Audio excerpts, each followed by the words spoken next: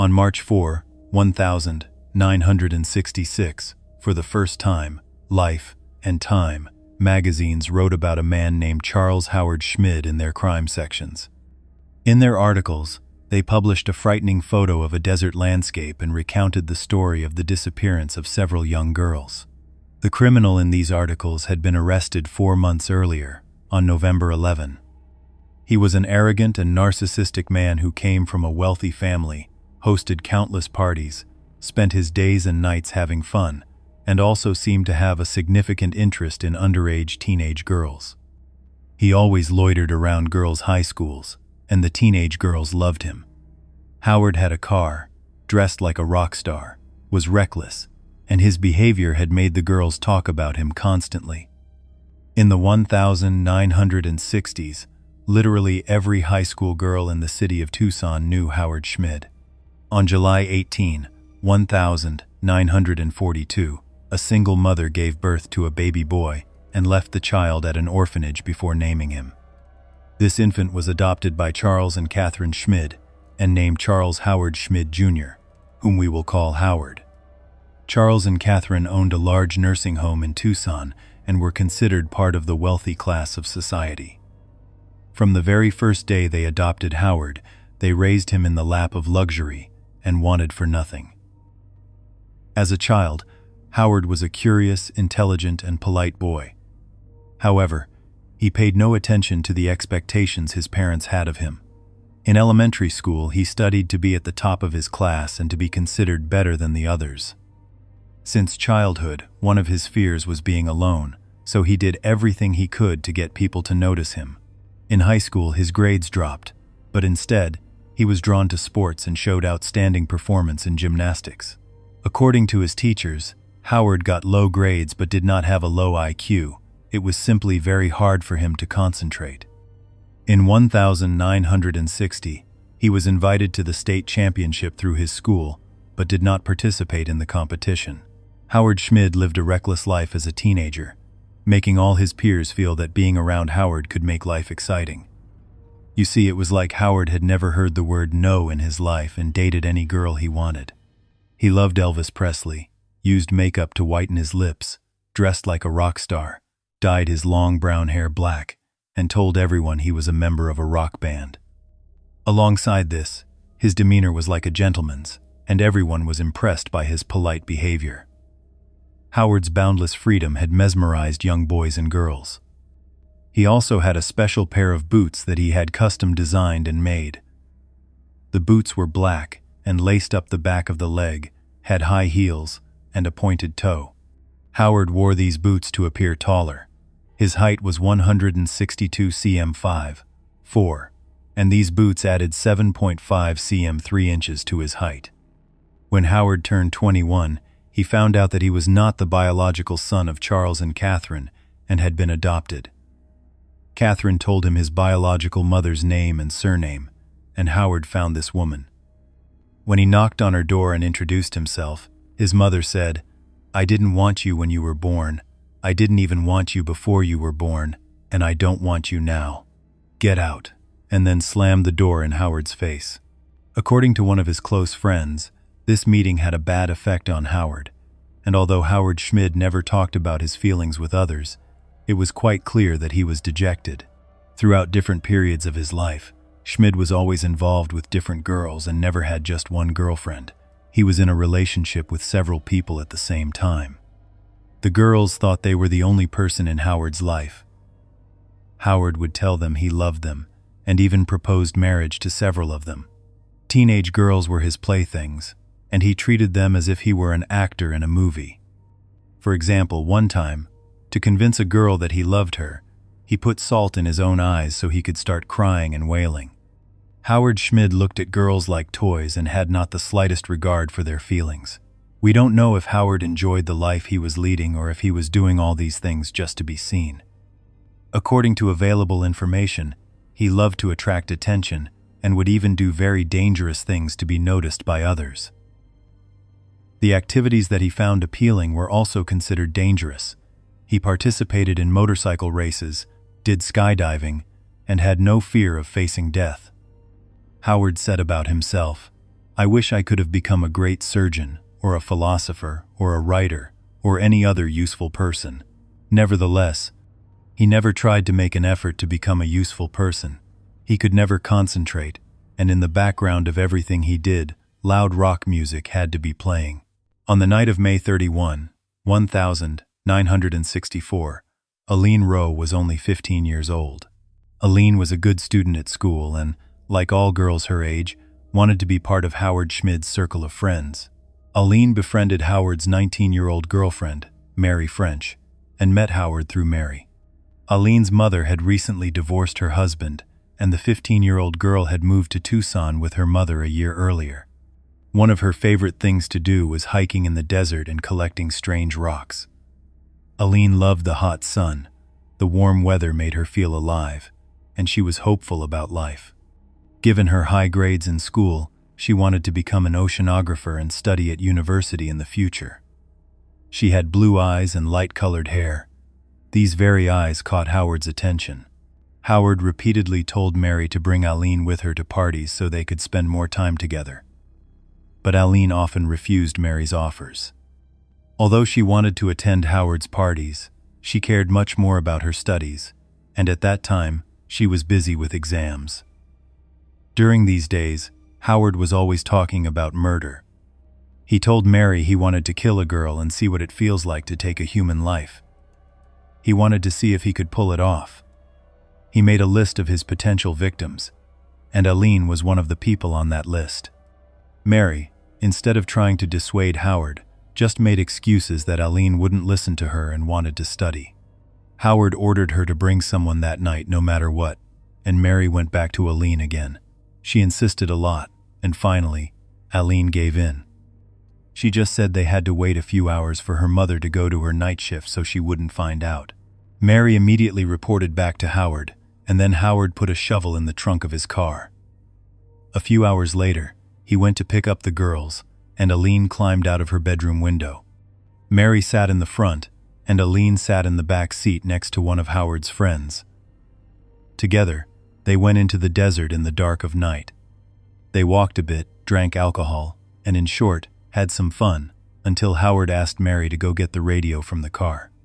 He went with Mary, and when they reached the car, they heard Aline scream. Howard told Mary to get in the car and then went back to Aline and his friend. He had told his friend to tie Aline up so Howard could murder her, but his friend wasn't very successful. Howard tied Aline's arms behind her back with a guitar string, and while the victim begged to be told why they were doing this to her, Howard said, "Mary asked us to kill you. She hates you." Howard asked his friend to take off Aline's clothes and rape her, but Aline was crying and struggling so much that the boy couldn't get near her. Seeing the situation, Howard picked Aline up, and the three of them walked further to get away from the car and the road. Along the way, Howard picked up a rock with a sharp edge and gave it to his friend. The situation had gotten out of control, and Aline's cries made his friend nervous. The atmosphere was so tense that Howard's friend could no longer go along with the plan. When Howard saw the situation, he told his friend to go back to the car, and the guy went back inside the car. Mary was unwilling to leave the area and kept asking about Howard's status. His friend decided to go back to see how Howard and Aline were doing, and when he returned, he was faced with Aline's body. 15-year-old Aline was lying on her back on the ground. Her face and hands were covered in blood, and Howard's hands were also bloody. Even his shirt had turned red. The two of them returned to the car, and Howard told Mary, "We killed her. Mary, I love you." His voice was trembling with excitement. Howard took the shovel from the trunk, they dug a small grave, and buried Aline's clothes, body, belongings, and Howard's shirt. When they were sure they had eliminated all the evidence, they returned home and made up a story, saying that Aline wasn't with them at all that night. The next day, Aline's mother looked for her daughter, and when she couldn't find her, she called the police. Her mother was a nurse and knew that Aline was still home when she left the house. The police interrogated everyone around Aline, including Mary, Howard, and his friend, and made them repeat the fictional story they had created several times. But it seemed these three youths were professional liars because not even a slight slip-up was seen in their statements. A week later, Aline's father called her mother and said he had a dream that their daughter had been murdered and abandoned in the desert. Aline's mother felt there was truth in this dream. She informed the police, but they told her there was no evidence that Aline was buried in the desert, so they wouldn't investigate. Aline's mother was very persistent with her daughter's case, and even went to the Arizona Attorney General and the FBI, but they all said Aline was just another runaway teenager who had left everything to start a new life. Aline's case was soon forgotten, but her mother never gave up and never accepted that her daughter had run away from home. The friend who was present on the night of Aline's murder left Tucson after the incident and joined the U.S. Navy. Howard soon became close with someone else and found a new friend. This new friend officially worshipped Howard, told him everything, tried to imitate him, and was extremely close to him. Howard felt the same way about him and even told him about Aline, but his friend didn't believe him because he thought Howard bragged a lot. In July 1964, Howard saw a 16-year-old girl at a swimming pool. This girl was thin, had long hair, and Howard loved girls with this look. Her name was Gretchen Fritz, and all of Howard's friends told him to leave this girl alone because she was nothing but trouble and would just mess with him. However, Howard paid no attention to his friends and approached Gretchen. He found out that this girl lived in a mansion. Her father was a heart specialist and a member of the board of directors of the Union Bank, and in short, she was very rich. Gretchen, however, did not behave as her parents expected. She played with boys and told her friends that she admired prostitutes because they get paid for what boys expect for free. One of her teachers had called Gretchen a psychopath and told the principal it would be better to suspend this girl and send her to a psychiatrist. One day, Howard gathered a bunch of pots and pans and went to Gretchen's door. He pretended to be a traveling salesman and, in this way, started a conversation with her. They talked for a bit, and then Howard said everything was a lie and he did it all just to meet Gretchen. Gretchen first burst out laughing, then she cried, and then she offered Howard alcohol. Howard was completely confused and didn't expect such a reaction, but he really liked Gretchen. This is how they met, and just as Howard bragged, Gretchen went along with it.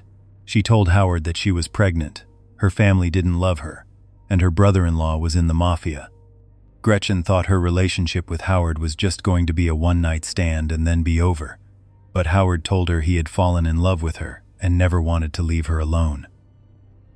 In short, these two entered into a romantic relationship.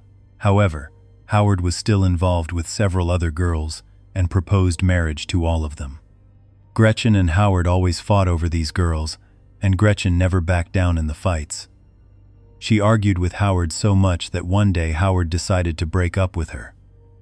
He tried several times, but Gretchen wouldn't let go, and on the other hand, Howard was afraid to mess with Gretchen too much because he had told her about Aline's murder. Also, know that Gretchen had stolen Howard's diary, which contained an account of the night of the murder, and was making fun of him with it.